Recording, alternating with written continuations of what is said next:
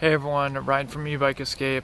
I had promised to get some videos out on the Ride1Up Limited as soon as possible, so I'm trying to do that. It's been raining almost all day here, got a little bit of a break, so wanted to film the video on all of the accessories that I've put on my Limited. I just received the bike on Thursday. If you're interested in purchasing any of these accessories, please check out the link in the description. That will link to my website, which will have a list of all the accessories, and if you make a purchase, that helps support the channel as well as the website. So let's get to some of the accessories that I have for the Ride1Up Limited. Okay, so let's start up in the cockpit. You'll notice I have two mirrors, and they're actually two different style mirrors. These are both from Hafni. They sent me a bunch of different options of the handlebar mounted mirrors for me to review. I'm going to be doing a separate video on all the different options, but here's two. You can see the right one here is using their like blue glass. That's good for if you get a lot of sunlight. And this is just the clear one, and they're slightly different designs. And then on the back, this one just has some reflective tape, it looks like. And then there is one option that they have that has like a bike reflector on the back side. So more on that, but just testing these mirrors out for now, and I'll put a matching set on eventually. I showed this Planet Bike Blaze. This is the SLX 600. So huge shout out to Planet Bike. They are a Wisconsin company, and they're willing to send me some accessories for my Limited. And this is the front light that they opted to show. If you follow my channel at all, you may have seen the video I did on the Rad Power Bikes premium headlight. I showed this at night, and maybe I'll put a short clip here, but this thing is super bright. It's got side visibility, and one of the other great things is you can be seen in the daylight. It's not going to show up on camera as well, but if I keep pressing this, it goes into flashing mode, and that you can definitely be seen during the day. So that is really cool if you're looking for a front light. And then I've been using this Night Eyes one.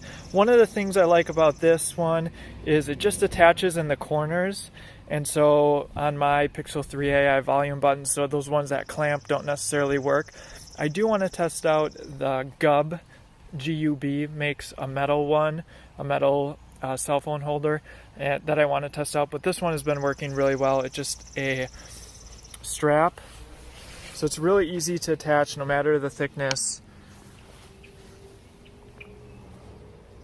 And that company is out of Boulder, so definitely one to consider. There's tons of different options for those mounts.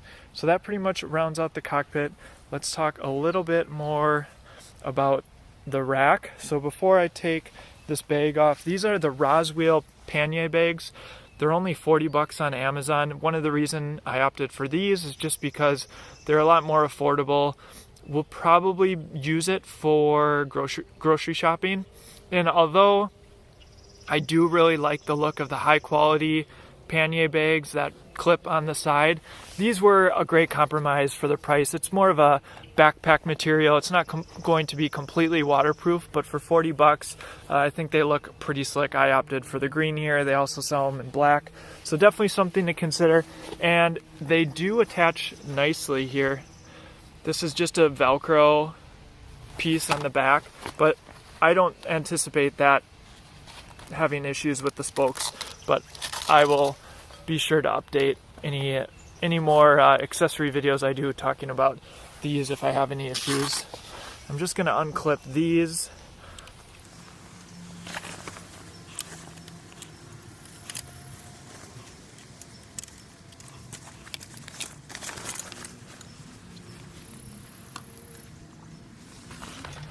The other thing worth mentioning about these bags is this top does come off, so you can use just the side bags, and then there is a little strap on there, so for this top bag. So something to keep in mind if you're looking for some cheaper Panier bags.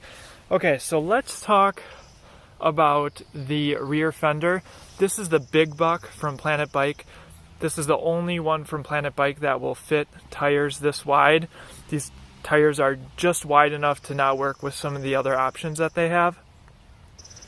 Okay, so the fenders clamp onto the seat post here, and they really developed this pretty slick. So basically this comes undone, and then that's what tightens it, and then you can hide this strap here, and it feels, you know, really sturdy. And then this knob is an adjustment up or down, which is really nice when you're talking about clearance and those sort of things. I mean, this is not, I'm not worried about that at all, hitting the tire or anything, so that's nice. It also kind of touches here with that rear light. Okay, so now let's talk a little bit about the rear racks.